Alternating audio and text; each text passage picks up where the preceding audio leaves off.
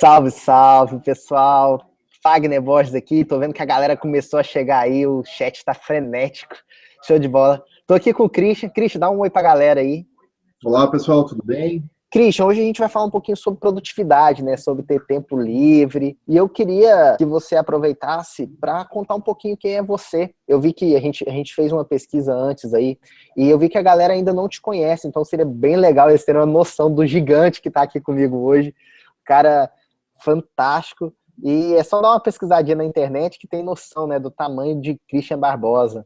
Bom, conta aí pra galera um pouquinho quem é você, cara. Se apresenta aí. Bem, em primeiro lugar, bem-vindos todos aí. Eu sei o quanto que tempo é importante na vida das pessoas, então você dedicar, em primeiro lugar, um sábado, né, para estar aqui comigo, com o Fagner, para aprender qualquer coisa, acho que é essencial, né?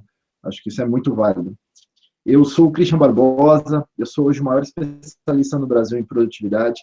Eu tenho 6 livros publicados sobre esse assunto. Eu já estudo e trabalho com esse assunto há mais de 15 anos. Foi quando exatamente 15 anos, e alguns meses, quando eu ministrei meu primeiro treinamento sobre produtividade. Mas eu comecei minha vida como empresário, e por isso não tinha tempo, e aí tive que aprender a ter tempo. Eu comecei minha carreira bem jovem, eu tinha 14 anos, eu passei numa prova da Microsoft, me tornei um dos profissionais mais jovens da Microsoft do mundo. A Microsoft me convidou para trabalhar lá, só que eu não queria, porque eu queria abrir minha empresa desde que eu era criança. Então, eu voltei para o Brasil, e aí com 15 anos eu comecei minha primeira empresa. Essa empresa acabou crescendo muito. E quando eu estava com 17 para 18, a Blue era líder de mercado, eu estava com centenas de profissionais e estava trabalhando feito um condenado. Trabalhava 16, 8 horas por dia, sábados, domingos, eu não tinha limite do que eu estava fazendo. Era muito trabalho, o resultado aparecia, a gente fazia muita coisa, muito projeto, a gente fazia muita coisa legal naquele momento, mas o que acabava acontecendo é que eu não tinha vida.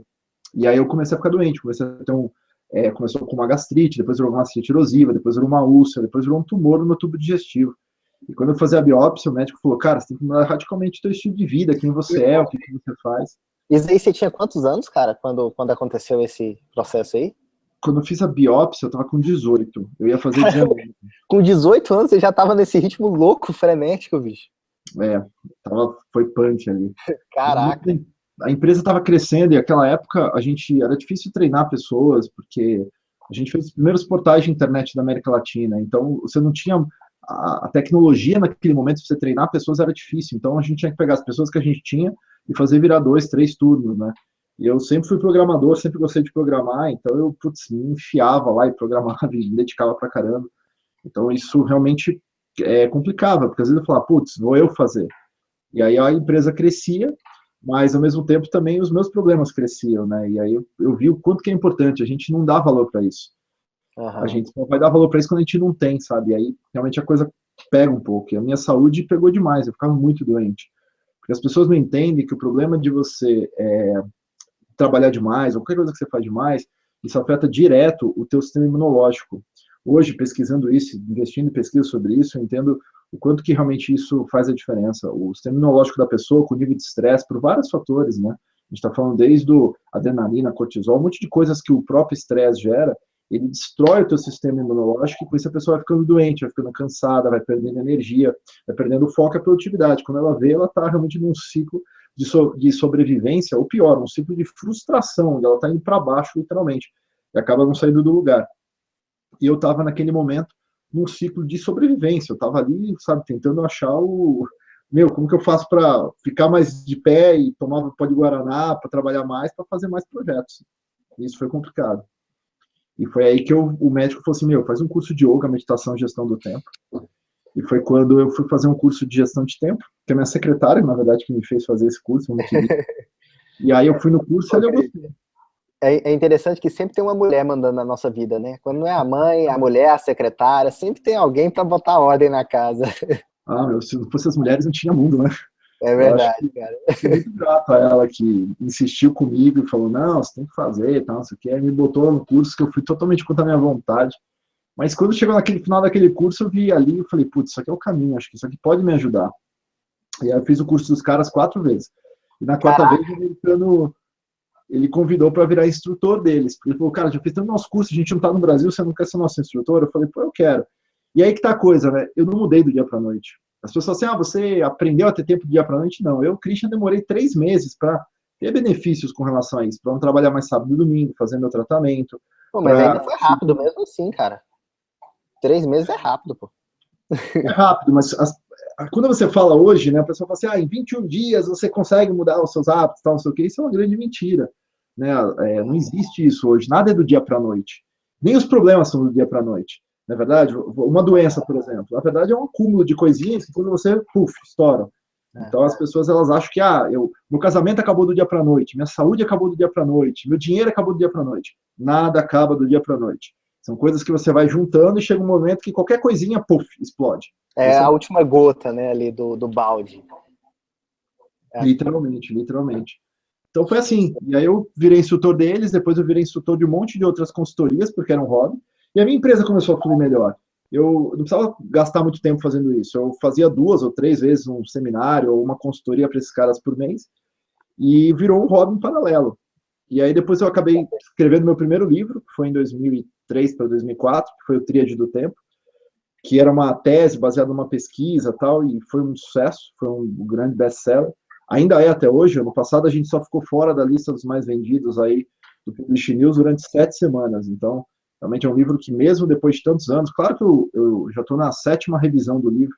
Caramba. Estou mudando muito. Porque eu pesquiso muito esse assunto, né? Às vezes as pessoas lembram o livro de 2004, é um livro completamente diferente à última edição de 2015.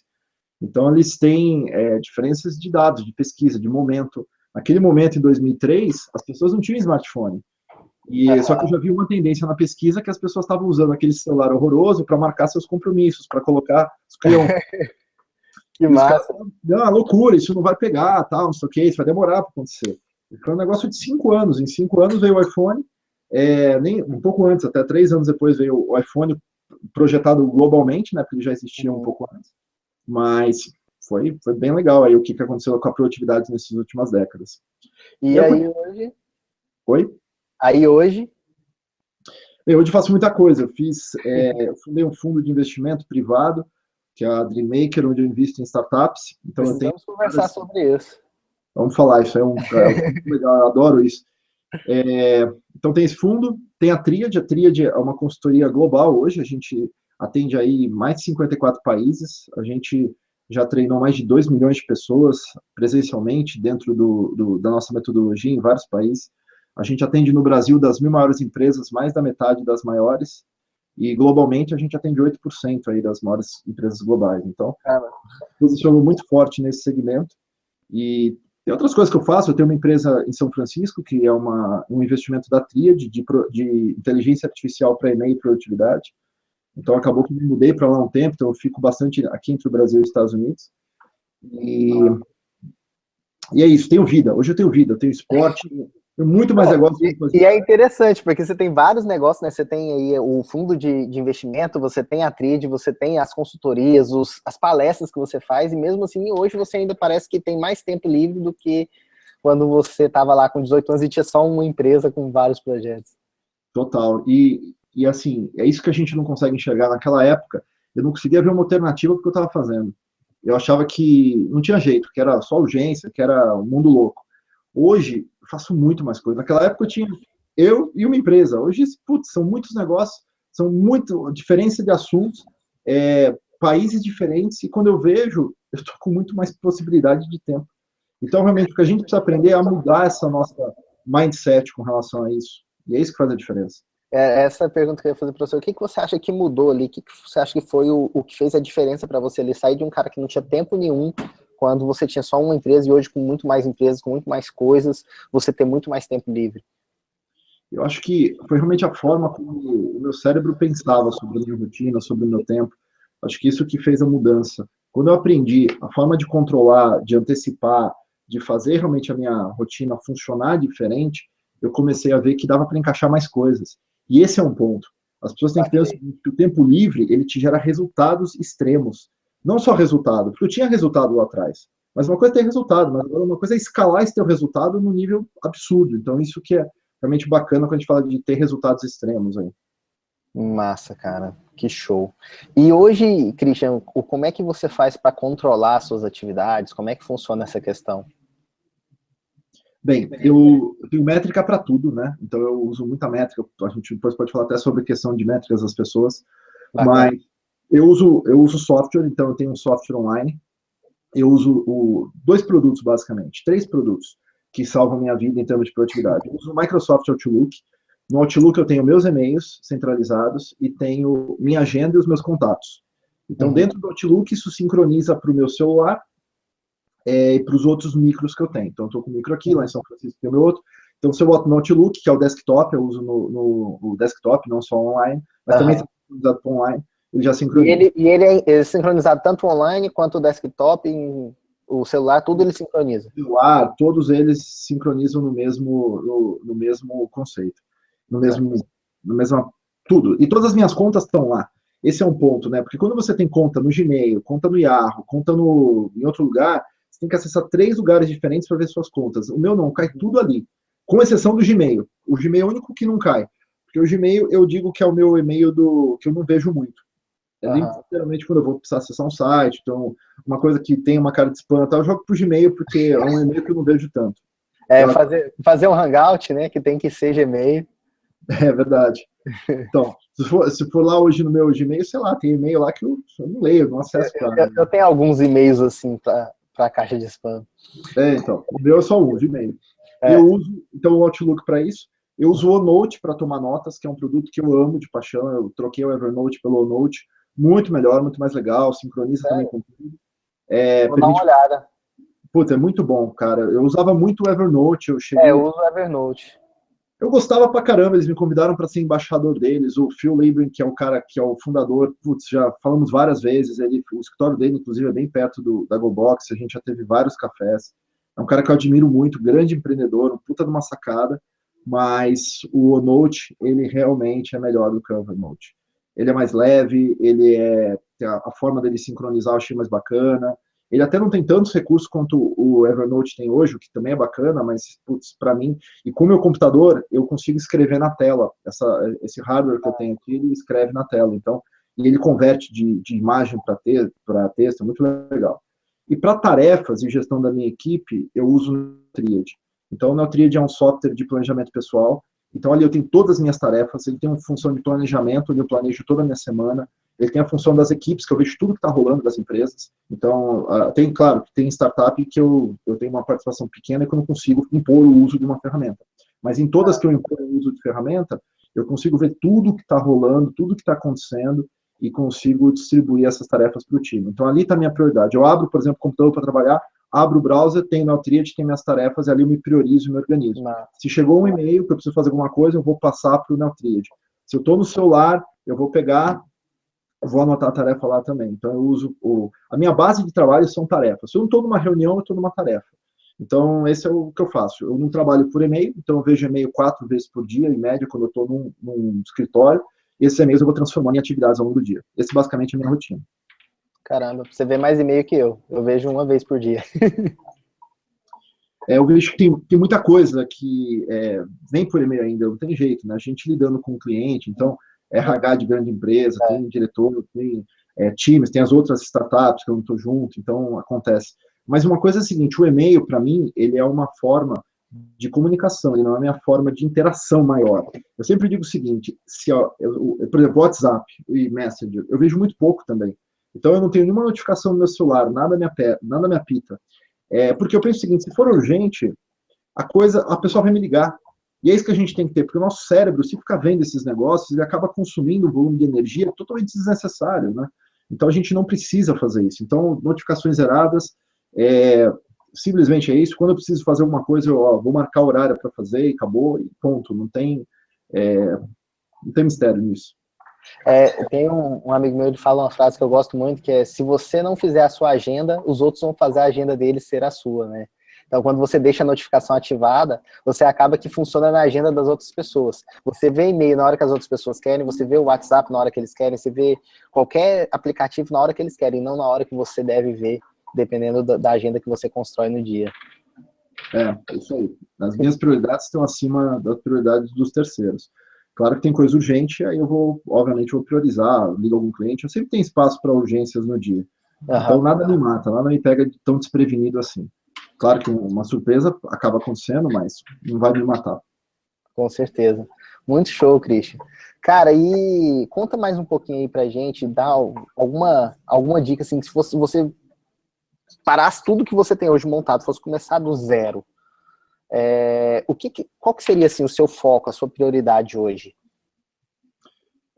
Se eu fosse começar do zero, boa pergunta.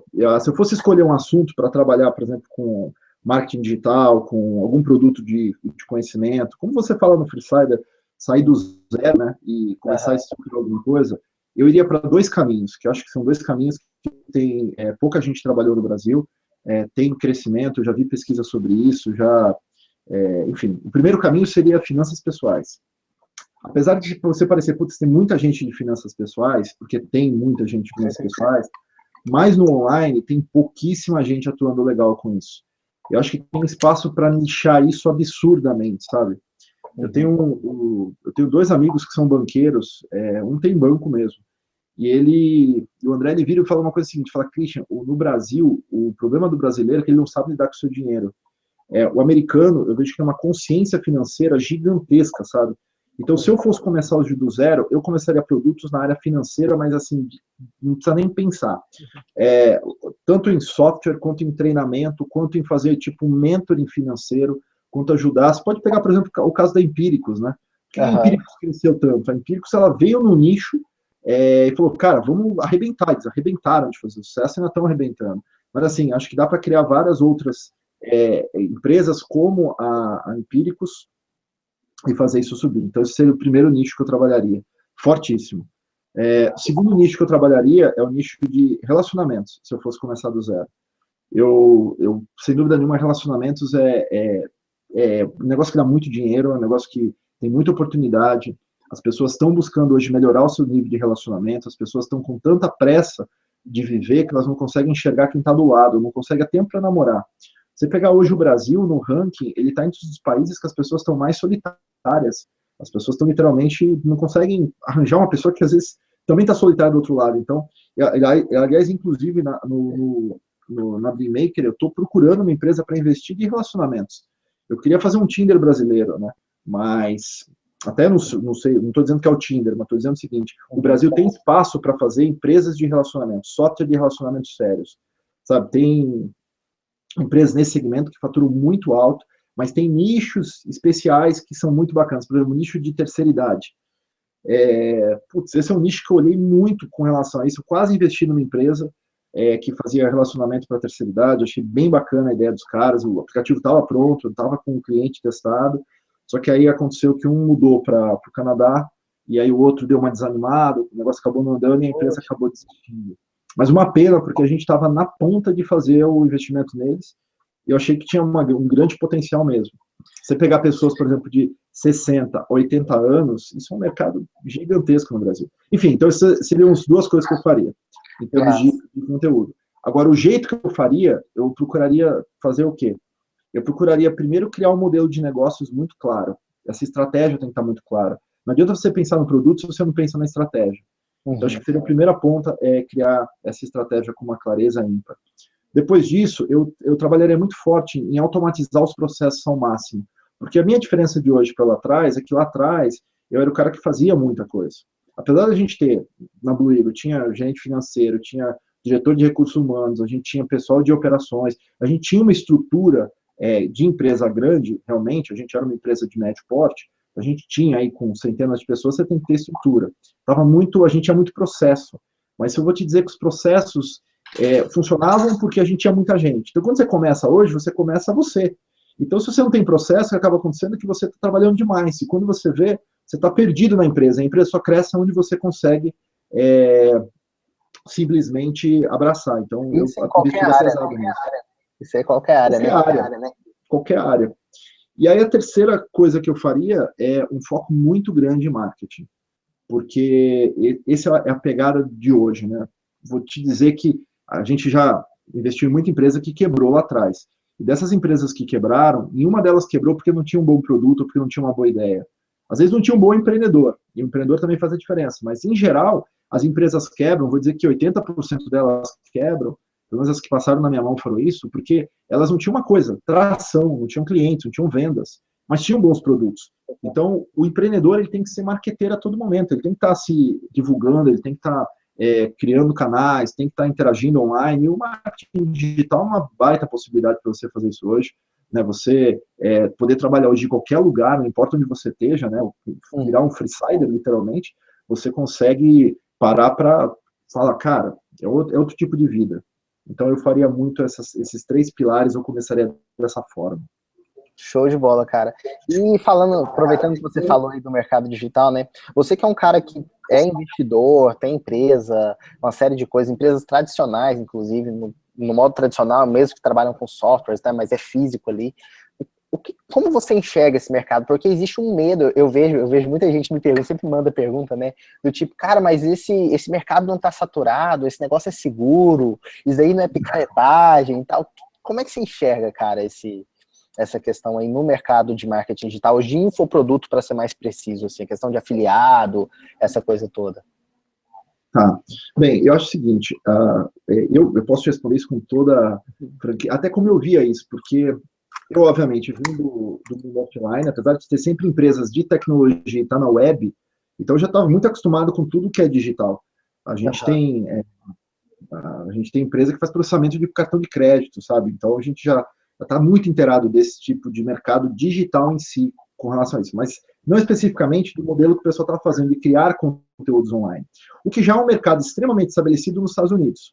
Outro dia eu estava falando com um pessoal lá da Universidade de Stanford que estavam fazendo um estudo sobre, especificamente sobre marketing digital, infoprodutos e essa coisa de você fazer lançamentos, de criar produtos online do nada, né?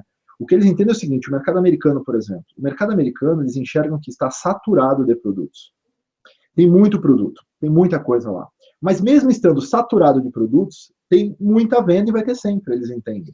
Porque você está criando novas pessoas. Então, o cara que tem 18 anos hoje, amanhã está com 20, que virou um potencial comprador do teu produto. O cara que estava com 30, ele virou para 40, e aí agora ele virou a persona do teu produto. Então, apesar de ter muita oferta, vai ter muita procura. Então, eles entendem isso, que isso, de certa forma, se encaixa. E, obviamente, que o mercado americano também consegue vender para o mundo inteiro. Falando aqui de Brasil, o Brasil entrou muito rápido nessa onda. Eu acho que o Brasil demora um pouco para inovar, mas se você for ver, o marketing digital no Brasil deu um salto de 3 anos para cá absurdo. Na verdade, hoje tem produto para tudo. Em 3 anos se criou uma comunidade gigantesca de coisas. Então, eu acho que tem espaço, sem dúvida não tem espaço, vão ter players maiores, vão ter players na camada intermediária e vão ter players que vão sobreviver dentro desse mercado. Então, acho que quando a pessoa investir em coisas legais, quando ela começar a desenvolver melhores produtos e profissionalizar, ela vai criar, obviamente, produtos melhores que vão sair na frente. Quando eu olhei esse mercado pela primeira vez, até o meu time falou, putz, por exemplo, para a Triad, que é uma das empresas que a gente faz treinamento presencial. A gente já faz treinamento online na Triad há 10 anos. Então, a gente já fazia palestra online, a gente tinha produto DAD, a gente roda dentro de universidade corporativa de muita empresa. Então, a gente já tinha produtos online. Quando eu olhei pegar isso e colocar, por exemplo, para público aberto, que não era o nosso mercado, a gente vende para as 1000 maiores empresas de cada país que a gente atua. Aí, eu falei assim, pô, vou botar para pessoa física. Quando a gente começou a pensar em botar para pessoa física, começou essa onda do marketing digital, surgir vários produtos nessa linha, tal, não sei o quê. E eu olhei e falei assim, cara, é pequeno isso. Eu falei assim, putz, é um mercado que ainda é pequeno, não me interessa atuar nisso. Mas eu estava errado, porque é um mercado gigantesco. Você consegue fazer um volume hoje online, com o presencial, muitas vezes você acaba não conseguindo. Apesar da gente ser grande no presencial, e a gente vai ter sempre perene isso pelos próximos anos, o que acontece com o marketing digital, ele aborda um tipo de consumidor que a gente não chega. Então, o que acaba acontecendo é que a gente abre o nosso leque de opções. Então, eu acho que é um mercado incrível, acho que é um mercado legal. A gente criou uma unidade agora, nos últimos, de janeiro para cá, a gente tem hoje 15 pessoas numa unidade que não tem nome, por enquanto está dentro da Triad. Esses 15 caras estão criando produtos digitais, então a gente tem cursos digitais, que eu estou lançando agora, a gente vai fazer outros produtos aí que a gente está lançando, tem produtos de parceiros nossos, então a gente está criando produtos em todos os segmentos que a gente atuava dentro das grandes, com gente muito séria. E aí está o problema. O mercado digital pegou pessoas que são picaretas, fez o picareta ter um marketing, e esse marketing o cara vende muito. Então isso tem que tomar um cuidado absurdo. E aí o cara que está comprando tem que selecionar quem são os caras bons. Então quem tem experiência, tal, não quem se vende melhor. Porque tem cara muito bom. O Hitler era um cara que se vendia muito, não é verdade? O Hitler Ele se vendia muito bem. o líder do marketing, só que do cara errado. Então, hoje eu vejo muito, na minha área de produtividade, eu posso falar com total conhecimento. Eu vejo hoje pessoas falando, tanto no Brasil quanto nos Estados Unidos, besteiras em termos de produtividade, que eu não sei de onde os caras tiram aquilo, e aí as pessoas pegam, aplicam, funcionam para 3, 4, mas quando você vai ver, a grande maioria não funciona, e os caras falam, putz, isso não funciona para mim, ou a produtividade não funciona, porque os caras, eles replicam, eles não testam, não tem tempo, não fazem pesquisa. Na verdade, assim, eles são replicadores de conteúdo, eles vão pegar o que eles viram num livro, ou num curso, e vão pegar e vão replicar, mas são papagaios de pirata. Então tem que tomar muito cuidado com mentiras que contam para você. Então tem que realmente achar as pessoas que são sérias, pessoas que você realmente consegue entender, tem histórico, tem mercado disso, e não é em 2, 3 anos que você cria um negócio sério com relação a alguma coisa. Né? Então precisa de experiência, precisa de know-how, precisa ter realmente foco naquilo que está fazendo. Show de bola, cara. Até para isso é uma coisa, por exemplo, para me associar com pessoas, eu sou muito criterioso com isso.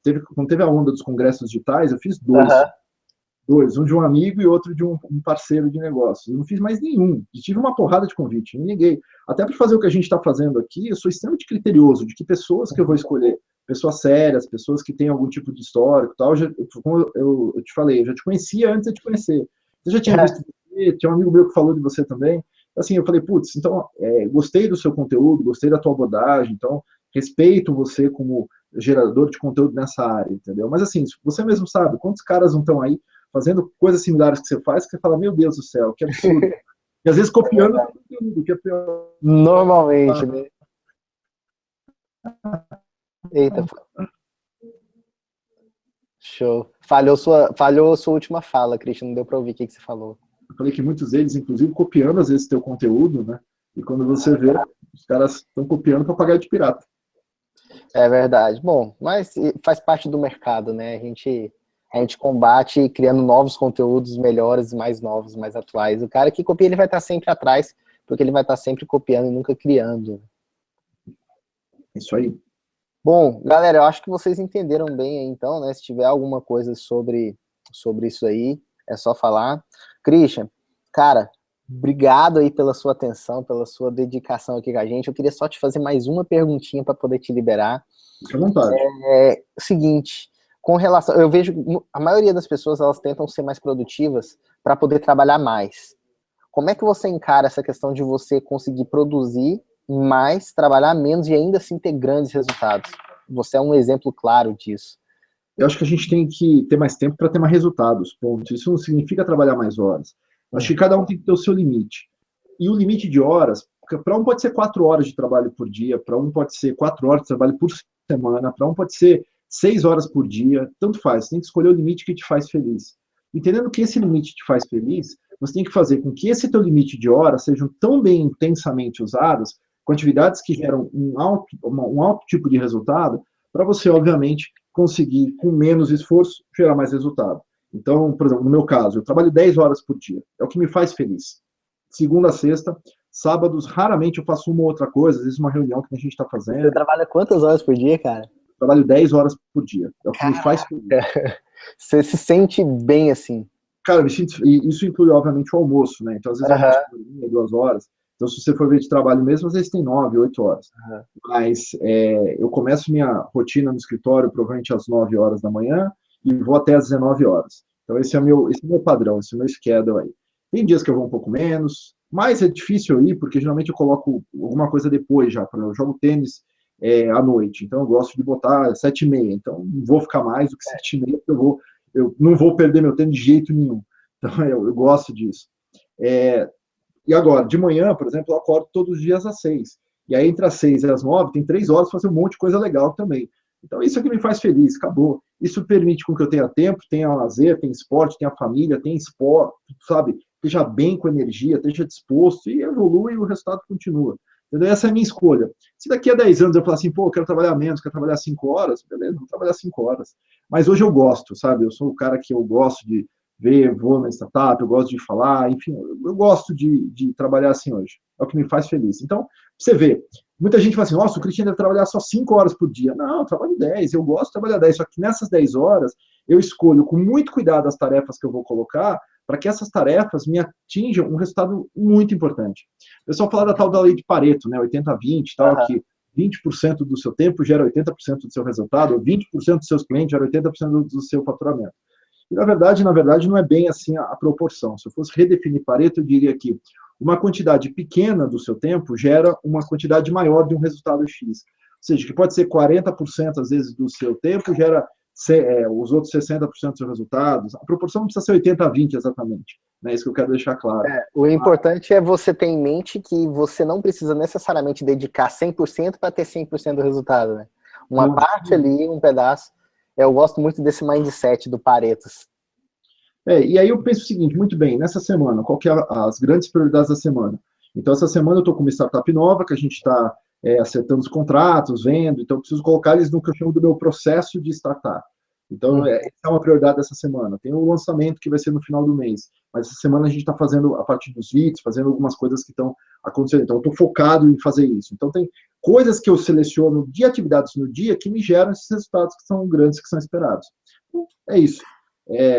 Parece mais difícil do que é, mas é simples no fundo. Muito show, cara. Bom, Christian, brigadão então, aí por estar aí com a gente, por ter compartilhado seu tempo. Foi difícil a gente conseguir bater as agendas e, cara, eu espero que a gente tenha mais oportunidade de conversar. Então, se quiser dar uma mensagem pro pessoal aí de encerramento, fica à vontade. Bem, então, obrigado a vocês pelo tempo, quem me assistiu. Eu gosto de dizer o seguinte, que você não pode dar mais tempo para a sua vida, porque basicamente esse não é o seu papel, é o papel de Deus. Você tem que fazer dar muito mais vida ao seu tempo, você faz isso usando melhor seu tempo com sabedoria. Então, espero que tenham gostado.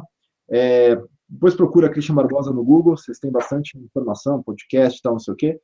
E vejam aí o Freesider, acho que pode ser um programa bem interessante para vocês conseguirem mais liberdade, com menos tempo e gerando mais resultados. Acho que é bacana também.